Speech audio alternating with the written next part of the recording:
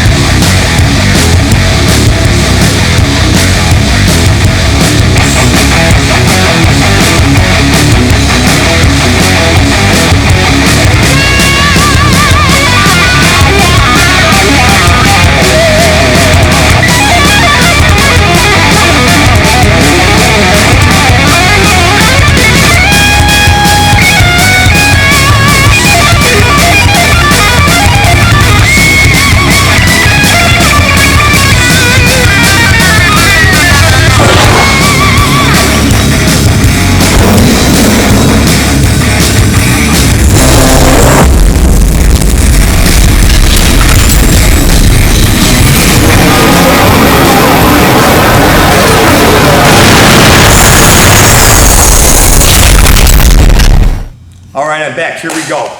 Like I said before in the beginning of the intro, this is going to be a continuation of tsuki, ukanagashi into Ikkyo. But this video is going to show you what happens when something doesn't work out as planned, okay, or the application isn't being applied properly.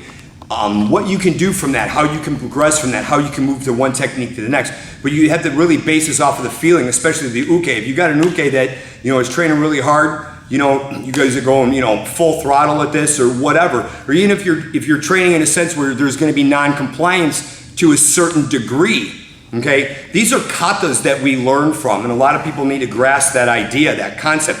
It's a kata. In order to learn how to actually apply a nikyo, a sankyo, a kotagaishi, a shiho nage, an irimi nage, a nonosuke age, you have to learn it from kata form, okay? You just can't do it just because.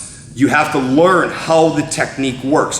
Aikido is extremely sophisticated. And there's a lot of people out there that think that, Aikido is not effective. Well, part of the reason why you guys think that it's not effective is probably because you've never really felt an Aikido technique, okay, actually being applied to you, especially by somebody that knows what they're doing, that knows how to apply it from a street applicable type of sense, if you will. These techniques can be extremely devastating, especially for somebody that's receiving something that doesn't know what's coming. A couple things that I've discovered, not discovered, but a couple things that have happened to me in the past with later videos from a couple years ago, a year ago, that people would comment, oh, I could do this, or that technique wouldn't work because I could stop this, I can stop that. Okay, first off, you just got done watching the video, okay? That's right there, that's giving you multiple options to sit there and pick apart technique. But when it's happening real time and you have no clue what's happening to you, you can't pick apart shit, okay? Unless you have a crystal ball on a circle table downstairs in your mom's basement, you're not going to be able to predict the future on how this technique is going to work and how it's going to happen and what you're going to do to try to counter it and stop it from happening. Okay, that's the other part of this. A lot of people like to be those daydreamers that think that they can stop technique in the middle of technique happening. You guys don't even know what the hell's going on when technique happens to begin with.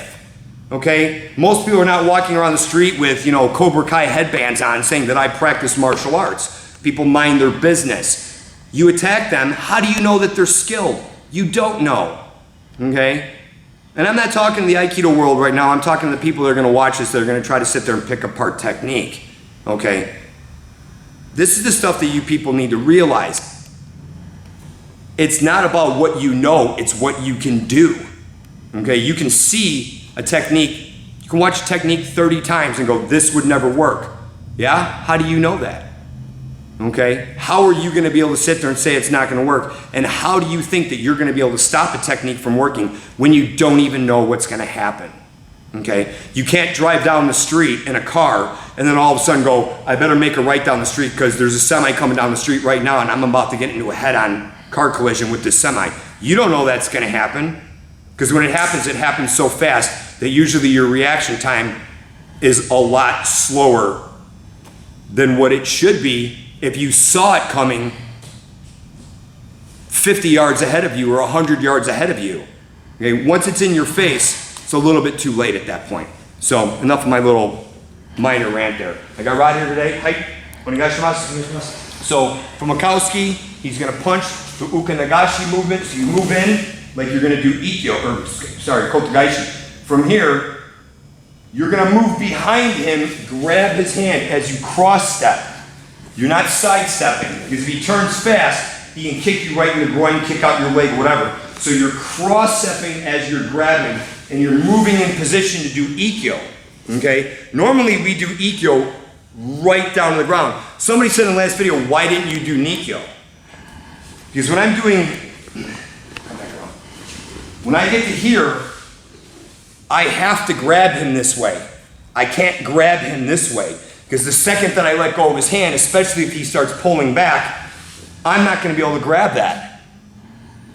So once I move to here, I could grab this, release this hand. This hand goes right to the elbow as I collapse this into the position to do Ikkyo Ura. Now, if I can't get him down to the ground because say I didn't have enough leverage in taking his balance and power, and he comes back up into me, oh, thank you. Here's the Ikkyo. You apply the Ikkyo application. Come back up. He starts to resist again. Oh, there's an Ikkyo application. Down. Comes back up again. Oh, there's an Ikkyo application. He does it again. Oh, there's an Ikkyo application. And my favorite, he comes back up. Oh, there's the Ikkyo application. From there, you can apply. Even if your grip never changes. Another thing. I see a lot of that going on sometimes where people have their pinky out. The last time I checked, this isn't a wine tasting contest. Your pinky should be right there between the wrist and hand. All of this takes up slack. It comes into the play of the technique. You need to have this. If your thumb is over as well, he closes his thumb on top of your thumb and squeezes. Now you might have a problem because if he outpowers you, he can turn this over and reverse things on you. Now you're going to be in a little bit of a predicament that you don't want to be in. So you want to make sure that you have this application where you have the thumb, your pinky's incorporated. You can apply Hongyaku is what we call this, Hongyaku. From there, if need be, you can strike. You can strike. You can grab his head. You can throw from here. Okay, I'll demonstrate that in a second. But once you apply Hongyaku, boom, roll this over to the point where you can do kotogaishi and throw him. Kotogaishi at that point. Application number one. Again, uka nagashi, moving your Ikkyo into Ikkyo, right? You can move right into this position. You can hook this up and do the Hijishime technique that I demonstrated in a couple videos, or if you haven't seen those videos yet, this Hijishime application where you can throw. You can turn this into a koshi. Don't ever do this and do that, because then he just wraps his arm around your neck and now you're in a bad spot. So you're saving yourself from being punched with his right hand as you apply, and then you can take application from there. Again, so uka nagashi from here, moving in. At that point, good. See, his fist is closed at that point. You can still apply this. Come up, come up, come up. You can still apply this. You can still roll this over and move right into Sanko, Sayunage, and throw Sayunage. You okay? One more. Okay, so uka nagashi, moving.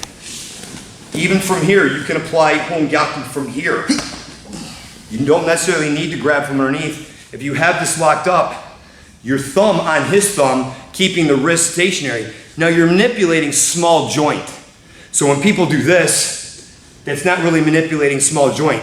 It's keeping the base of the technique of where the small joint is, keeping that stationary and taking the hand and moving the hand against the joint. If you're moving everything, you can feel it, but it's not as much as that, where you can apply. Then from again, you can move through from this, grab the Poltergeist Tenkan, that's inadvertent. Kemi, what are you doing? Take a step back. Move around, and then you're giving it to him. Don't anticipate Ukemi. You're anticipating Ukemi. Okay? Never anticipate. Remember, let the technique happen. If you're automatically anticipating this, that's not what someone out there is going to do, you know what I'm saying? Don't anticipate Ukemi. Let the technique happen. Okay? One more time. So, Uka Nagashi, moving right into Hongyaku, that point, and Roskyage. So those are a couple applications that you can do from this. But the big thing, the big part of this technique is, once right there, is that this motion happens, the Uka Nagashi, and as you're moving, okay, it's disrupting the person's balance at this point, okay? I do this kind of quick, so I'm blasting and then moving at the same time. So you might not see that because it's done fast. The applications of what you can do from this, okay? If this is still being resistant at that point, if his hand's open, let's just say, if it's still being resistant to where you can't get Ikkyo strong, you can't get Ikkyo, how do you know, strong. You know, he's coming back in this. Now you have to figure out how to make the Ikkyo work with different application. Okay, it's all about neutralizing, taking somebody's energy and using it against them, right? That's what we do with Aikido. So you have to find this. So this is more of a flowing type of response to that first video of the what ifs and yeah buts when something doesn't work. How do you take it to the next level? Most people stop. You get into that Ikkyo position of this, and it's like, okay, just start over. And then here comes the punch, and it's,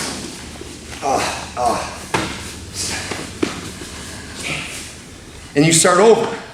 Don't ever stop, okay? When you're doing technique, if you make a mistake, finish with something. Something is better than nothing.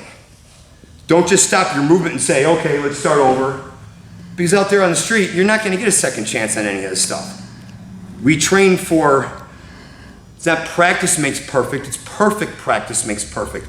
You're studying technique. If you're just walking through, just doing whatever, you're wasting your partner's time, you're wasting your teacher's time, you're wasting the dojo's time. When you come to the dojo, you're coming to train, but the mindset is study.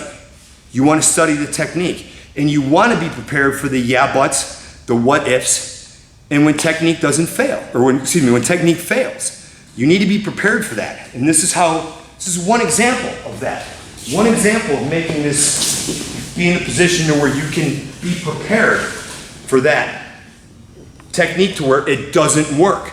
You're like, you're strong. He's like, see, this is real, you got it strong? This is strong, but what happens when you do this? And you incorporate a leg sweep into that. Thought you were gonna be slick, didn't you, huh? You know? That was being sarcastic, but you can incorporate that leg sweep from this when your uke is giving you a hard time. You just move right into this and wham, there's the leg sweep. Take them right down to the ground and you apply. Finish off and move away. So, so that's it for this video. That was just a couple things that I showed that you can do when technique doesn't fail, or when you don't get your uke's balance 100%. There's a lot of things that you can move from technique to technique. People call this henkowaza, going from one technique to the next. And yes, that is absolutely true.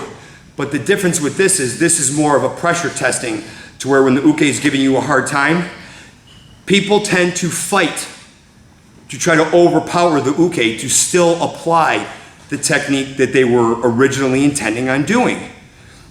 Use that energy, reverse it into something else. Don't tell, obviously, when you're training, it's gonna happen, and you're not telling, you're gonna be sending the guy a memo, hey, I'm gonna do this, but then I'm gonna put you into this really cool Ikkyo lock called, Hongyaku. I'm gonna flip you over in a Kotagaishi, then a Rosukyage, Kokyunage, whatever. You're not gonna be telling them what you're gonna do, but if you have a really good uke, that uke is gonna feel that movement, and it's gonna get up. And you're gonna keep practicing it and keep practicing it and keep practicing it. And that's what makes training extremely fun, is when you can experiment with these types of techniques within the training. Not a lot of dojos have that freedom amongst their students. Usually a sensei shows a technique and damn it, that's a technique that you're gonna do. From my experience, can't really speak for the rest of the world, but I just know from dojo laws, okay, rules of etiquette, is that you do what the teacher is doing and you don't divert from that technique. We have a very open policy here with this dojo where if one technique doesn't work, yeah, definitely move to something else. Part of the difference with what I do compared to everybody else does is that I basically, the way how I teach technique with the leg sweep, I normally incorporate that into my Ikkyo. I just didn't do it on that one video. They can't stand, they can't fight. They can't do Aikido, they can't take Ukemi, they can't get out of it. Once you take a leg out from underneath them, they're going straight down to the ground, just like I demonstrated with Rod. He didn't know that leg sweep was coming. He should have, but he wasn't expecting it. The way how I teach technique is I try to cover everything in a whole to where there is no holes within your Aikido technique during class. Obviously, there's, people are still working to get to that level of understanding, and it definitely takes time. This is something that doesn't happen overnight, but keep those things in mind when you're training. Always think about where this can go. Don't get caught up in the Aikido daydream and thinking about what you can do, okay? It's not what you think you can do, it's what you can do. That's the important part of it. So maybe after class when, sensei's off the mat or whatever, and there's free time to where you can experiment, grab a training partner that you mix really well with and work on some of the fundamentals of technique, and then look for other applications for when technique fails. So that's it for me. I hope you liked this video. If you did, hit a thumbs up, drop us a comment down below, subscribe to our channel as always. Help us get out there, okay? I'm providing a lot of material. I'm giving you guys the best instruction that I possibly can. Share the videos with people. Tell people to subscribe to our channel. The more people that know about me, the more people that see what I'm doing, it's just gonna grow, okay? It's gonna grow, and that's my intention behind this. I want this to grow. I want the Aikido community to see what other options that you have. The historical footage, whatever you wanna call it, the classical technique of Aikido, come on guys. I mean, let's get with it. That stuff is just really not geared to what's going on in the real world today. The training principles are timeless. There's no doubt about that, but the application of technique and the way how the technique is going about being taught is completely outdated. And I'm sure a lot of you guys are gonna agree with me on this. Keep an eye out because I'm gonna be doing another radio interview with Edgar Ortega on the Edgar Ortega radio talk show. That should be coming up pretty soon. So once it does, I'll be letting everybody know. But anyways, thanks for watching. Have a great weekend. See you on the next video.